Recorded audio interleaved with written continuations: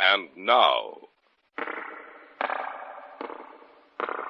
the Hall of Fantasy. Welcome to the Hall of Fantasy. Welcome to the series of radio dramas dedicated to the supernatural, the unusual, and the unknown. Come with me, my friends.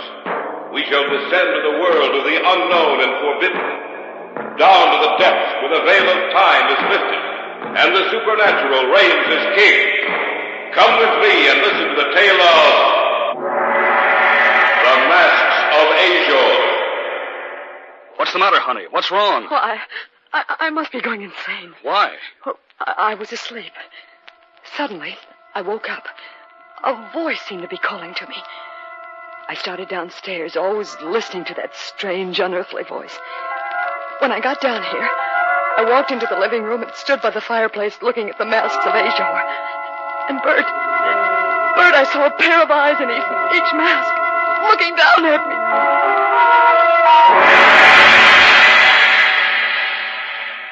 me. In just a moment, the Hall of Fantasy will present The Masks of Ashor. And now for our story. An original tale of fantasy by Richards Thorne entitled The Masks of Ashor.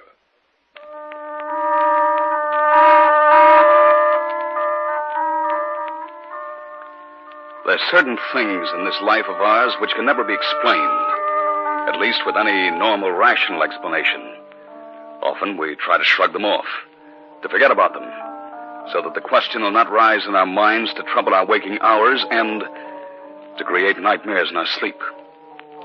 But there are some things which can never be forgotten, and among them are the masks of Ashor.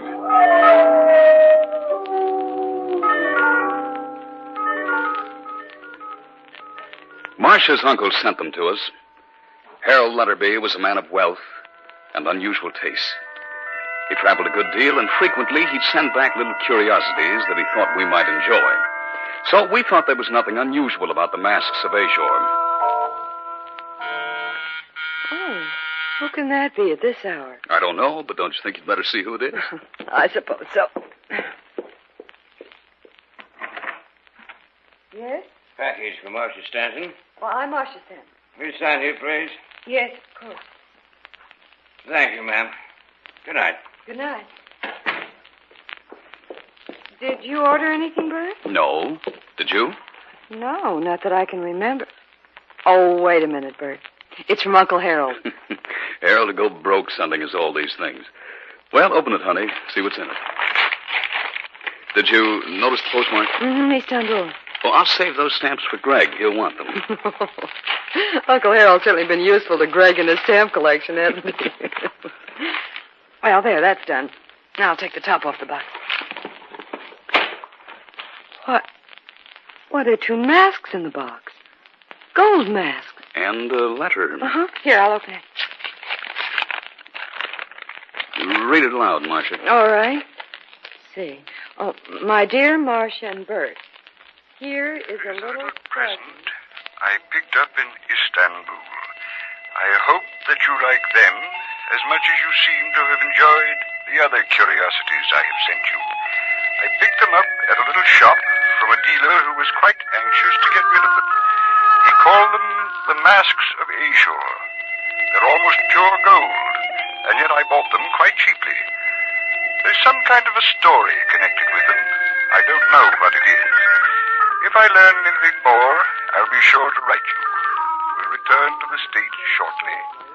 Love, Uncle Harold. They're beautiful, and yet grotesque at the same time. Well, they look human, and yet... Well, it was pretty nice of Harold to send them to us. Where should we hang them? I don't know. That's your domain, not mine. Well, how about... Oh, over the fireplace? One on each side of the mirror? That sounds pretty good. Oh, we can hang them right now. Anything to make a man work. Bert. Yes, dear. Oh, it's nothing. Well, what were you going to say? Well, I don't know. For a minute, I had the strangest sensation about those masks. As if they could actually see me.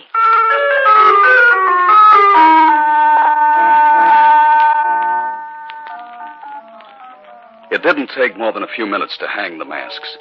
They hung one on each side of the mirror over the fireplace. They looked quite good there, and yet, in a way, they seemed out of place. The following night, Greg dropped in for a while. Thanks for the stamp, Bert. That was the first thing he said when the package came. Greg will want the stamp. All the way from Turkey. From your Uncle Harold, Marcia? Mm-hmm. He sent us those. I wondered where you'd got them. They're really quite nice. They're beautiful and yet grotesque in a way. That's just what I said. Practically the same words. You think you both had one mind. They certainly catch your eye. Is that real gold? According to Harold, it is. Well, they must be quite valuable. Well, Uncle Harold said he bought them for his son. They couldn't have been very cheap. The gold alone is worth a good deal. As a matter of fact, Harold said the dealer seemed quite anxious to get rid of them. I wonder why. Well, why worry about it? Do they have a name? Mm-hmm. They're called the Masks of Ashor. Ashor. You know, I've seen that name somewhere before. A-S-H-O-R, I think it's spelled. I can't remember where. Well, don't worry about it. What? Anything wrong, Greg? The holes the masks have for eyes. I thought I saw something, that's all. Saw what? I don't know. For a minute, I thought there were really eyes in the masks, and that they were watching me. Watching every move I made.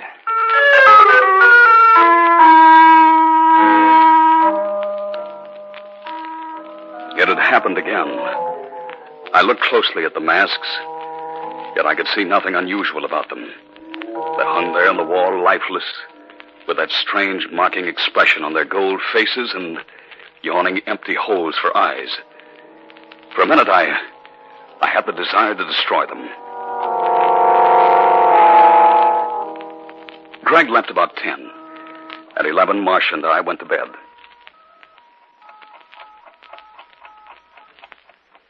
I fell asleep almost at once.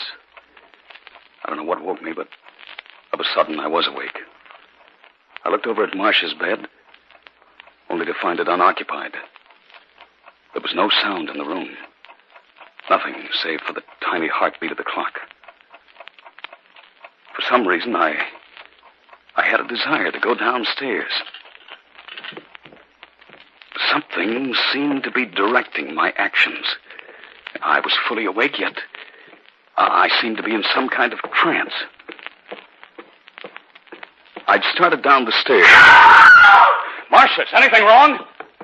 Bert! Bert! What's the matter, honey? What's wrong? I must be going insane. Why? Well, I was asleep. Suddenly I woke up. A voice seemed to be calling me. I started downstairs, always listening to that strange, unearthly voice. When I got down here, I walked into the living room and stood by the fireplace, looking at the masks of Ashor. And Bert, I saw a pair of eyes in each mask, looking down at me. You must have imagined it. No, Bert, I didn't. Those masks had eyes, and they were watching me. Watching every move I made.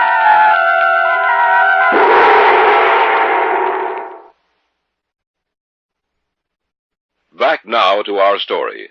An original tale of fantasy by Richard Thorne entitled The Masks of Ashor.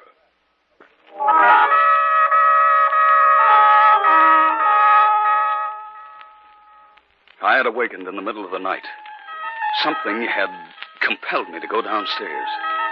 And I found Marcia down there. She was almost hysterical.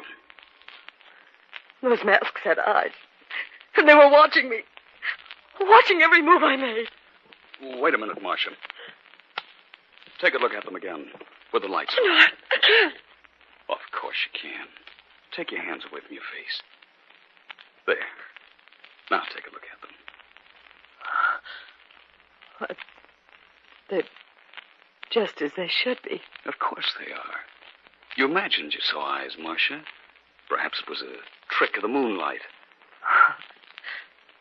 I guess you're right, Bert. Oh, of course I am.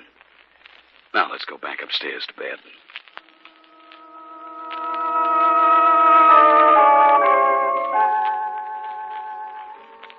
The following day was Saturday, and I didn't have to get down to the office.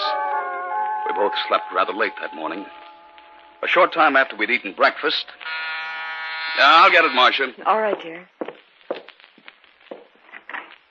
Telegram, sir. No? If you'll just sign right here. Of course. Yeah, thank you, sir. Good morning. Good morning. Who was it, Bert? A telegram. Well, who'd be sending us the telegram? I don't know. I'll see. Who's it from? Harold. Uncle Harold? What does he say? I'm returning to the States as soon as possible. Taking plane this evening.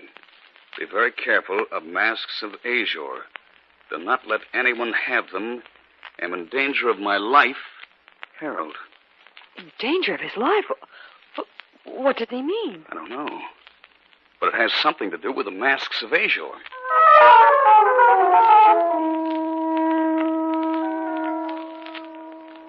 Saturday evening, Greg dropped in. What he told us that night was the first inkling I had that Harold Letterby had stumbled upon a relic of the past that would have been better had been forgotten for all time. By the way, I did a little research on those masks of yours. Oh? Did you find out anything interesting? Yes, quite a good deal. Well, give us a rundown. I don't know if you'd like to hear it. Why not? It's not very pleasant. Well, tell us anyway. All right. You see, I knew I'd heard the name Asia somewhere. Finally came back to me. In college, I took a course in mythology. That's where I'd heard the name.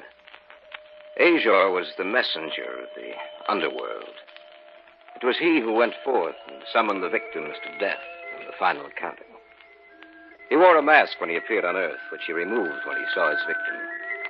The mask was also worn to protect others, for whom the time was not ready to gaze upon his countenance. For the sight of his face meant death. Well, you were right when you said it wasn't pleasant. He was accompanied always by a dog, a large dog of indeterminate breed who went before him. Ashor's presence was always known by the howling of the dog. Well, of course, that's just a myth. Ashor never really existed. I have to take it for what it's worth. Oh, yes, and one other thing. Yes. It said that the masks were once stolen from him, and he's been searching for them ever since. That he wears a different mask while searching for the gold ones. Oh, you've given me the shivers. Well, that's the story, Marcia. Well, it sounds like nonsense. A being who set forth to summon people to death, always accompanied by a dog.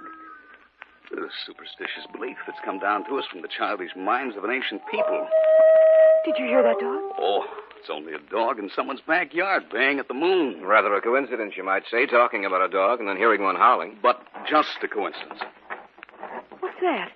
I don't know. Sounds like an animal of some kind. Scratching at the door. I'll take a look. I'll go with you. Now be careful. There's nothing to be afraid of. There's nothing out here. What? I said there's nothing out here. But I distinctly heard something scratching at the door. Well, there's nothing here now. There's no need to get upset about it. Let's go back in.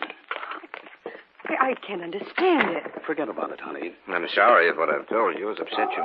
That dog, howling again. Somebody ought to talk to the guy who owns that animal. There's something at the door. Someone must be playing a joke on us. See what's there. I want to know what's outside. I'll go, Bert. I'll go, too. If it is someone playing a joke on me... Don't move. It is a dog. Why, I ought to... You wouldn't stand a chance.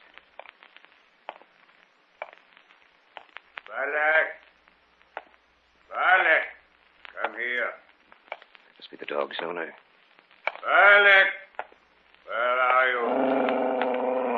Quiet, Valek. Are you the owner of this dog? Yes. I'm sorry if he's caused you any trouble. Well, you ought to keep him on a leash. Is everything all right? Yes, everything's all right, Marshal. Oh, your dog, it frightened us. I'm very sorry about that. Valek, you shouldn't run so far away from me. What are you looking at? I'm sorry. I was looking past you to those masks you have hanging over the fireplace. Quiet. I'd better put the leash on him. If you'll excuse me, I'll be going. Sorry to have disturbed you.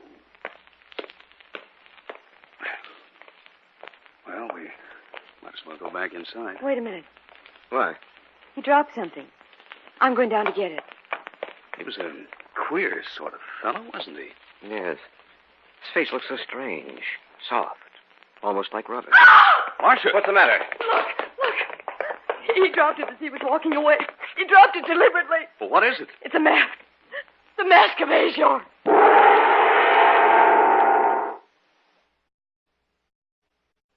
Back now to our story. An original tale of fantasy by Richard Thorne entitled The Masks of Ashor.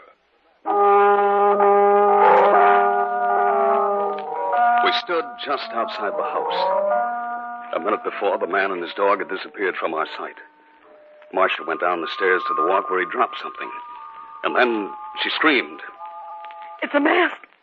The mask of Ashor. Here, let me see that. It is a mask. A sponge rubber mask. Remember what I said about his face? Yes, I do. What are we going to do? We can't do anything until Harold gets here. Maybe then we'll learn some more about these masks of Ashor.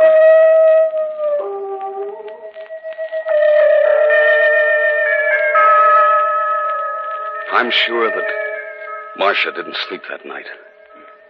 As for myself, I dropped off occasionally, only to awaken with a start. But each time I looked across the room, Marcia was still in her bed, staring at the ceiling. Occasionally during the night, I heard the sound of the dog howling out there in the darkness. And each time I heard it, the sound of its voice made me shudder. The following afternoon, about 4 o'clock, a cab pulled up in front. Harold Letterby got out and came up the walk leading to our house. I see that you received the masks. Yes. And did you receive the cable? Yes, the following morning. When you bought these masks, you said that the dealer was anxious to get rid of them. Why? Had I known then what I do now, I would never have bought them. I think we know some of the story about Ashor coming to Earth to conduct his victims back to death. And the dog, Bert. Don't forget the dog. Then you know about the dog? Yes. We found out about it last night. Oh? How? It was here. Here? That's right. Then Ashor has found the masks. He knows they're here. He saw them last night when the door was open. Are you sure it was Ashor? After he left, Marcia found a mask. A sponge rubber mask. He will be back, you know. Oh, I wish you'd never found the mask. No more so than I, my dear. A short time after I'd mailed them to you, Ashor paid me a visit. He and the dog. I, too, found a sponge rubber mask after he'd left. The night before last, I saw something behind the mask. Like eyes. We must hide the masks from him. Otherwise, he will claim us all. What are you talking about? I have a plan. It may work, I don't know. Perhaps we can strike a bargain with him. Bargain? Yes, our lives for the masks. We must find someone else who will keep them for us. Greg will do that. Greg? A friend of ours, Greg Hunter. You must tell him it will be dangerous. I will. Good. Get in touch with him immediately, or I am positive that Ashor will return tonight.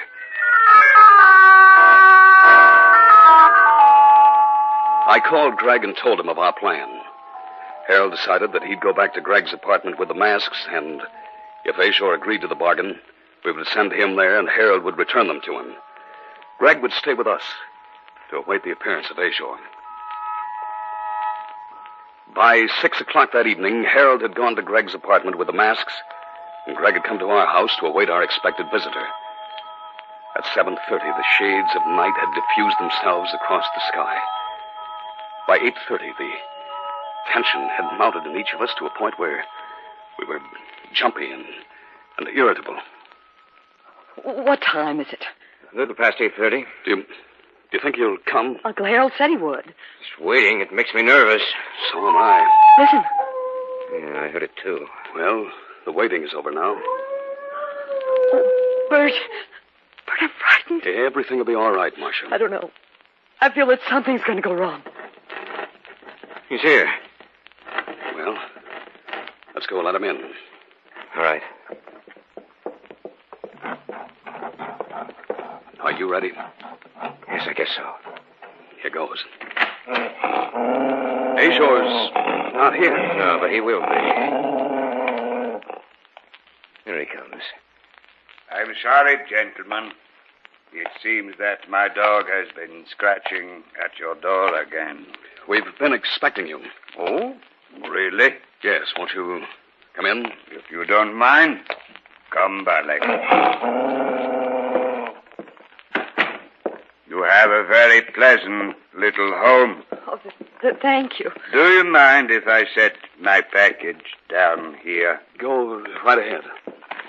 I see the masks are gone. Yes, we put them away. They were very interesting, you know. Weren't they, Balak? Balak is a good dog, yet he frightens people sometimes. You came here for the masks, didn't you? The masks? The masks of Ashor. Oh. You don't have them, though, do you? Not right here. You have them somewhere else? Yes. We'll make a bargain with you. We'll return the masks if you leave us alone. Then you know the legend of Ashor. Yes. I brought you something. It's in this package. In time, Barley, in time. What about the bargain? The bargain? Oh, yes, the bargain. I'm afraid I can't agree to it. Why? You see, I already have the masks of Ashor. Look for yourselves. But Uncle Harold is no longer alive. Why, you dirty... I'll tear that mask off your face and... Quiet, Balak. Quiet.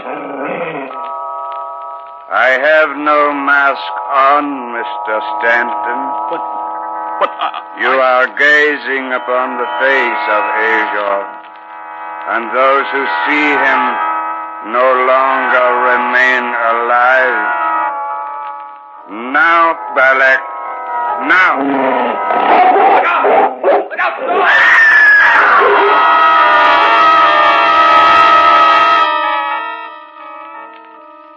It is time for us to go back, Balak. We have recovered the masks of Ashor, and we have many calls to make.